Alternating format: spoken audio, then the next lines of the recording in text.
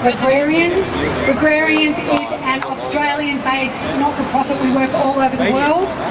We help and support producers, communities and government bodies to regenerate. Victoria has incredible berries. Why are we bringing them from other countries?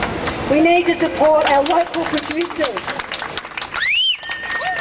Why can I not drive 10 minutes to my local dairy and get my milk, my real milk? Why can I not do that when I'm not getting sick and none of us have gotten sick? But I can still buy those berries in supermarkets in Australia, but I can't go to my local dairy and support him, give him 4 times the amount he's getting from his from the dairy. Why is this so ludicrous? I would like to invite to the stage a man who doesn't. He's looking very. I was hoping that it might hold back a little. Looks like I'll give you a minute to compose himself. Joel Salatin was caught in a snowstorm and was nearly not going to be here. We've had 2 very stressful days praying that he would actually make it onto a plane. He's actually just arrived at the airport and he's being rushed here, but he's sticking to the speed. So he's going to arrive any minute, and today is his birthday. Gets here, we're going to sing a big happy birthday. So please welcome a man, the man that every man wants to be, every woman wants to be with. Please welcome. Lovely. Mr. Costa Georgiadis.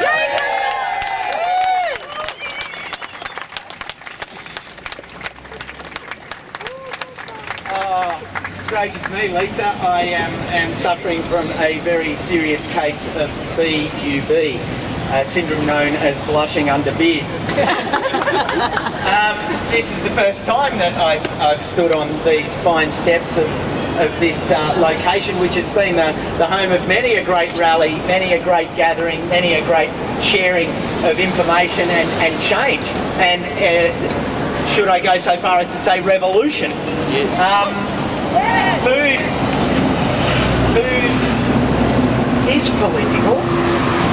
Food is our business, and food is something that we all have in common, whether we're left, right, centre right, or left, right, out. The bottom line is that every day we engage with a food economy. We engage with the future of food by virtue of the choices that we make. And our decisions are changing awareness around our food future. Individual consumers, it's sort of like really so easy to think, oh, what does it matter? What does my choice matter? I'll just buy those frozen berries. I'll just buy that heat-treated UHF milk. I'll just buy that frozen, made from imported and local produce. What does that mean? As local consumers, as individuals, we can drive change. We need transparency in labelling for starters. Yep. I need to know what does made from local and imported ingredients mean. This whole thing about, I suppose this whole thing about the berries, at the end of the day, it's kind of funny that there's all these issues, but we need something like that to bring it up in the mainstream media debate, to put it on the pages of the newspaper and in the news. When our food is every day, it's not just a spike. And if we buy something, we want to know what that labelling means. Because at the moment, made produce or product of Australia and New Zealand, actually it could just be the cardboard box that's the product of Australia. And everything else has come, and this is the case with these berries. They've gone from Chile, they've gone somewhere else to get packaged industrially, then they get delivered to New Zealand and sold as product of Australia and New Zealand. I want to know what the labelling means.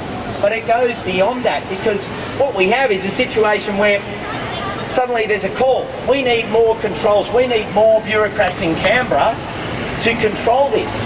But the thing we don't realise is who's paying for these bureaucrats to be there to keep the price of those berries at half the price of what one of our local, where's our local berry grower who I just met earlier, for half the price that she and her family can grow them at. And the crazy thing is, we might be getting them for $6 frozen, but our taxes are paying the other $6 per kilo to have more people controlling the importation instead of the development of a local food system. Because when we start to get to know our farmers and we recognise local produce, then we build a local food economy. And a local food economy and economy and an economy, and it could be a pecan economy as well. But a local food economy creates career pathways for our youth. And I can see lots of children here. And when we start to say that farming is a career that should be valued,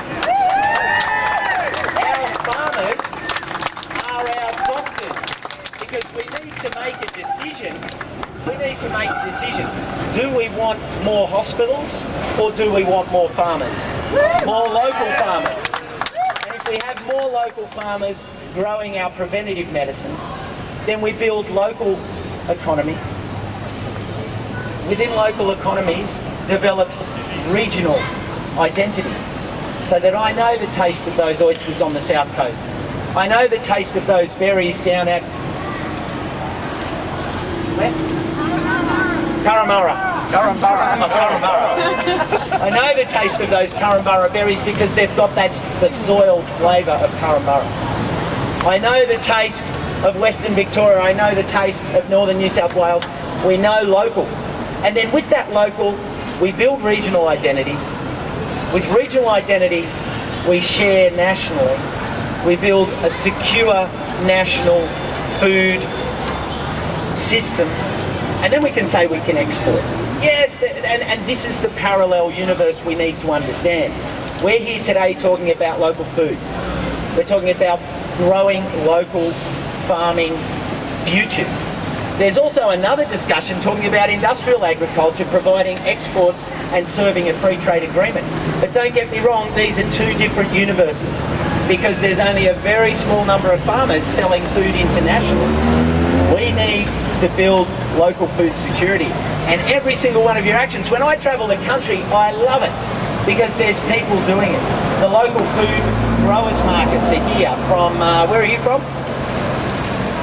Somewhere.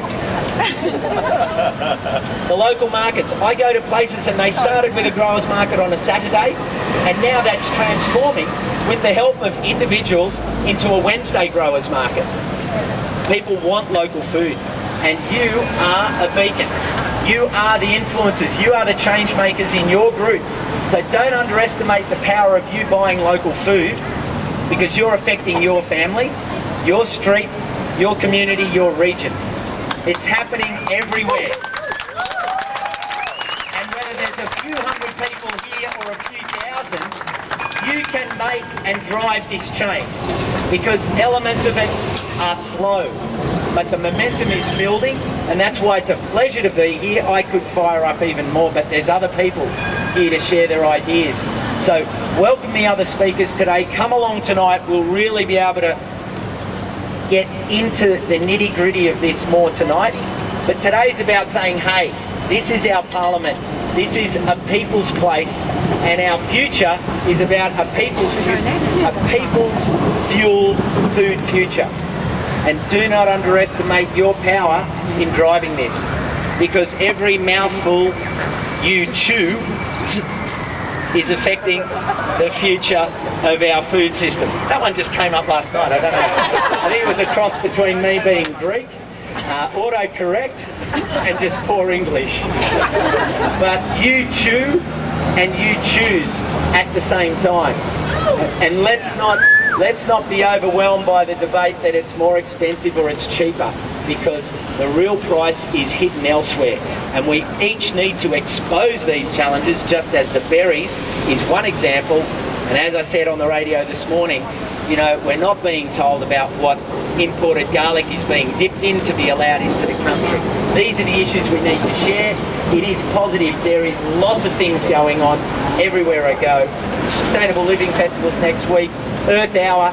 The theme for Earth Hour this year is food and farming. So it's influencing every corner of every activist, because it's not going to be activism forever. We're going to change it. So stay strong, choose carefully. Thank you.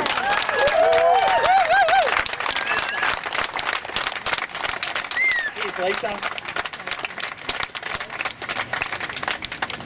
Thank you, Costa Georgiadis. We have a special guest, but I think I'll let him.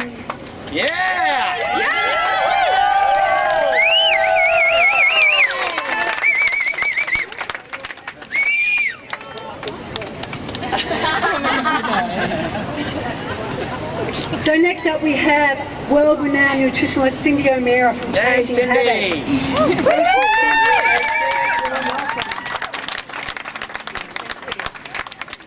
As Costa was speaking, I noticed a group of school children walk past with their teacher. I couldn't think of a better opportunity for that teacher to bring those students down here and to show them the power of the people and to show them the power of food in what is we're going to go forward. So I come from a very different realm. I come from the other end, not so much the farming end, but I'm seeing what the food that we are now giving to our children is doing to our children and adults. Do you know that there is a growing number of children that can't even drink their mother's milk? There's a disease that doesn't allow them to digest the protein of the mother's milk, and therefore they have to drink a medicalised milk that is filled with high fructose corn syrup, canola oil and amino acids with some synthetic vitamins and minerals. This is their only option that's available. We've done something wrong.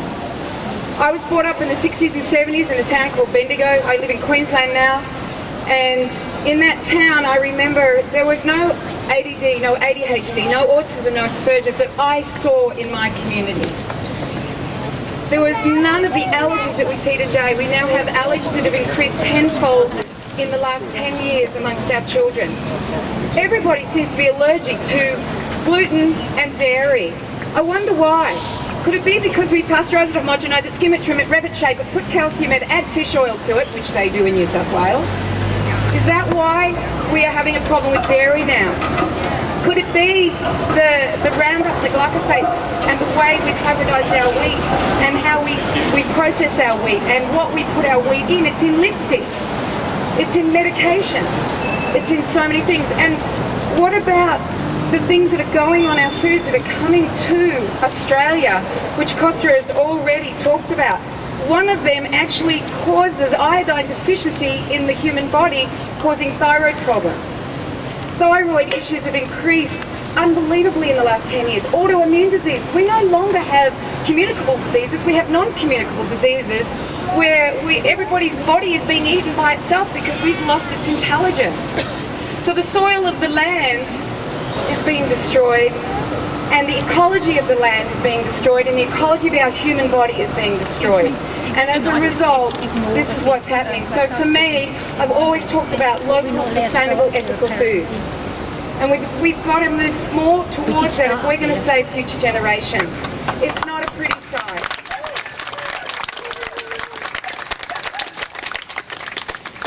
You know, I was in front of 600 people the other day speaking with another food advocate, and Chef Pete Evans, and the people in the room were just wanting to see what do we do to go back to basics.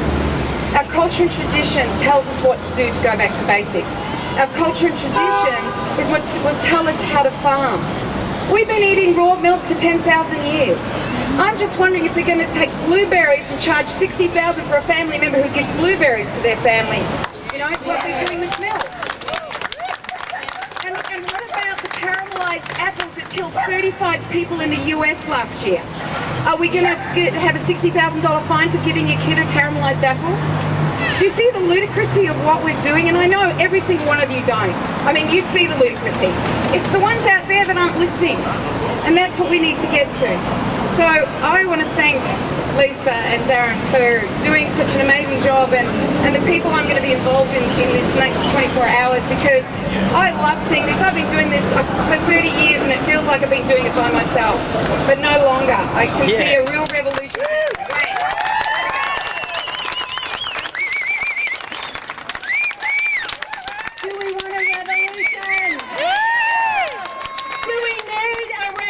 revolution? Is it now for the revolution? The food revolution, the politicians are going to have to follow us because they're not listening to us. They're going to have to follow us. We are leading this grassroots movement and they're going to have to follow us.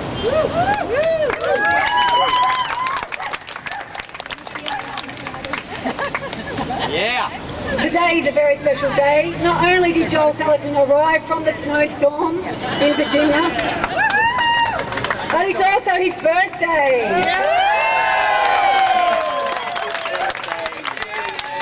How about we sing Happy Birthday to you, Happy Birthday to you, Happy Birthday dear Joel, Happy Birthday to you.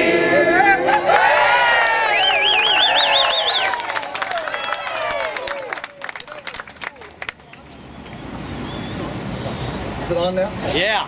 You know what's cool about coming to Australia on your birthday is that I get 2 of them. Because I picked up a day. Today's the 19th, tomorrow's the 19th in Hull. So you get 2. Thank you. That's very, very kind. Yeah, I've had quite a travel ordeal, but it's really delightful to see you here and see the power of this what I call the integrity food freedom movement. You know, in the U.S. we have the Farm to Consumer Legal Defense Fund, which has come alongside us farmers and gives us a 24/7 real-time hotline for when we get bureaucratic harassment. And we've actually used it 3 times in just 3 years. We had a chef call us in a panic. They just came in and threw out all of your eggs. Said that they're illegal to sell. And I said, oh, okay. He was panicked because we service like 50 restaurants. I said, all right, give me the infraction number, the code, and the name of the health department official that did it. So he gave that to me. I called Farm to Consumer Legal Defense Fund. Pete Kennedy answered the phone. I gave him the information. 24 hours later, the health department issued an apology, said we overstepped our bounds, we were wrong. How long do you think it would have taken me as a dumb farmer to get that kind of concession from the bureaucrats? So this is a powerful thing to come alongside those of us who actually believe, we believe some really different things than the folks up in these ivory towers. We actually believe that we're smart enough to make our own food choices. If you read my book, The Sheer Ecstasy of Being a Lunatic Farmer, you'll see where I've actually taken out verbatim words from our ag and consumer officials, where they say that the consumer is not smart enough to make food decisions. And I mean, this is the actual, record. We live in a time when our government officials equate sterility with safety. Now, I've got news for you. I've had a weird eating situation for the last, trip here while I've been coming over, but I've still got 3 trillion bacteria inside of me right now. So do you, so does everybody walking around out here. We are not sterile. And that bacteria doesn't know what to do with monosodium glutamate. It doesn't know what to do with high fructose corn syrup. It doesn't know what to do with red dye 29 and a host of other adulterated, irradiated, homogenized, reconstituted, I pull out the thesaurus, but you get the drift, unpronounceables that are brand new in our system. According to the government agents, as long as it doesn't kill you fast, it's safe. I'm reminded of when my friend Bill Wolf was trying to register seaweed, kelp, as a soil amendment, and one of the things that one of the boxes he had to check was what was called lethal dose. That's how they measure, something's safe or not. Lethal dose. Well, he fed these rats. He had to do a rat test. kept feeding these rats seaweed, and they just kept getting healthier and healthier and stronger, you know, wouldn't die, so he couldn't check the box. There was no lethal dose, so he finally put a bunch of water in, took one and drowned it in, and, you know, that was the lethal dose. But the, you know, the government takes GMO potatoes, does a 30-day feeding trial, and says, well, it didn't kill the rats, so it's okay. And yet you and I know that the memory of our DNA, the memory of our epigenetics is way longer than any 30 days. There's a slinky effect. There's a long time. Well, you could go out here and smoke a pack of cigarettes today and it probably wouldn't kill you. But that doesn't mean that they're safe. And so we have a very skewed idea of safety. And then the other thing is that when you look at personal choice always gets messy. Like in the U.S., you know, we know that 50 children this summer, we're in our winter now, so I left the blizzard at home, but anyway, this summer, we're going to have 50 children drown in backyard swimming pools. We know that happens every year. But do they close down backyard swimming pools? No. But we haven't had 50 people die from raw milk, maybe forever. And yet there's a huge backlash at it. So you know you pick your risk, and giving people the freedom to own and affirm our own body, I think, is the most fundamental freedom there is. We have the freedom to assemble, to worship, to speak. Well, what good is it to have those freedoms if we don't have the freedom to choose our body's fuel to give us the energy to go pray, preach, and get together?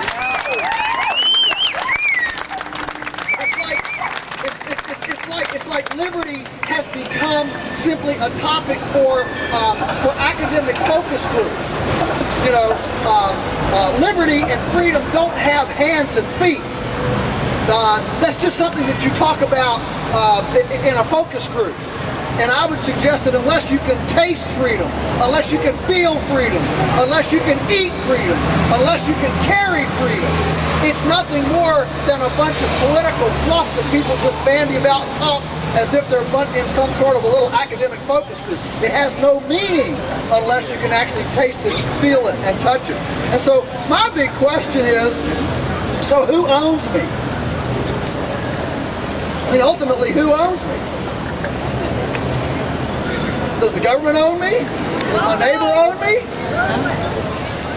Who's responsible for this 3 trillion member internal bacterial community? You know, they're in there having court rallies and, you know, school board meetings, you know, planting gardens. They're talking about the neighbors and, you know, getting together for graduation parties and, you know, all sorts of stuff. All going down here building highways and roads and arguing about, you know, the latest wetland development or whatever.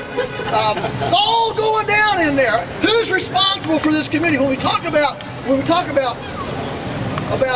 a developing community and developing an appreciation for community, I would suggest it starts with an appreciation for what's inside of us. And I am the gatekeeper for that community. Not the government, not the neighbor, not anybody else.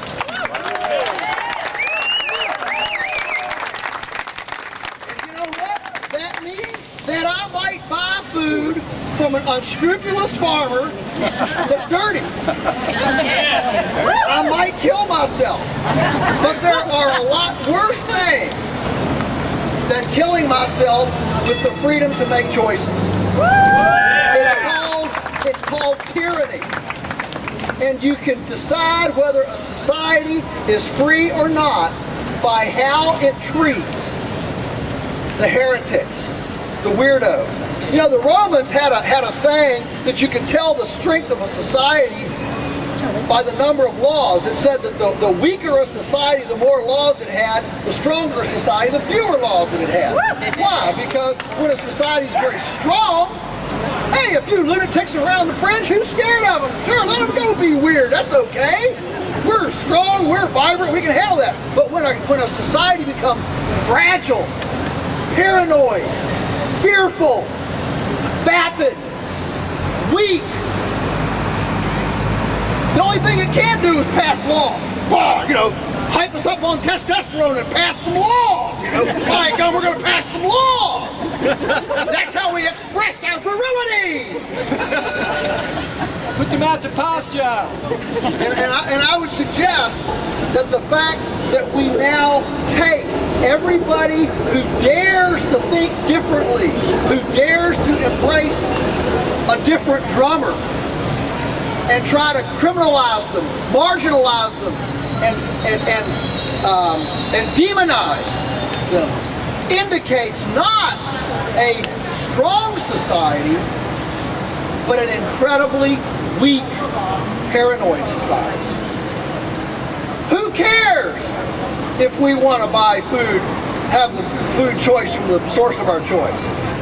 What difference does it make? My ability to hurt myself is fundamental to my self-actualization as a being, to be able to make that choice. It's not somebody else's to make. And so that's the ultimate expression of liberty.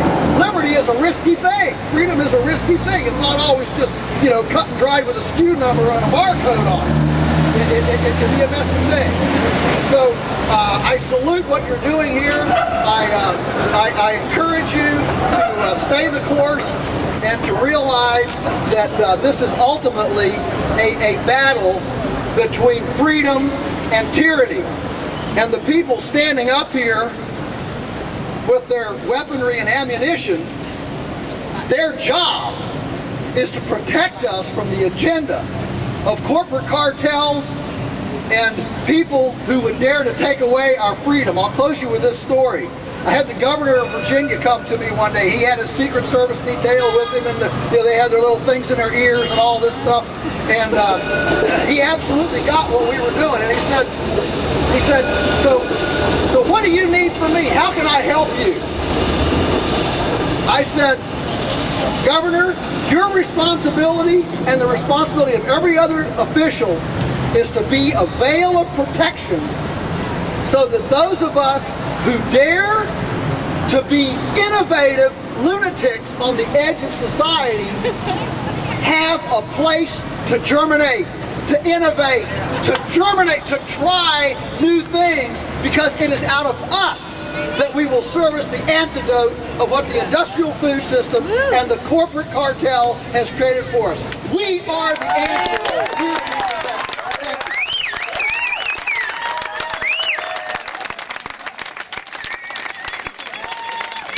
Thank you, Joel.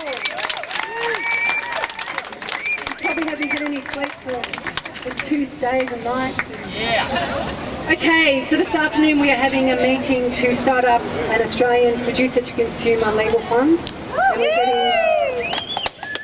And Joel's going to give us some advice on how we're going to get that happening. I'd like to call Tammi.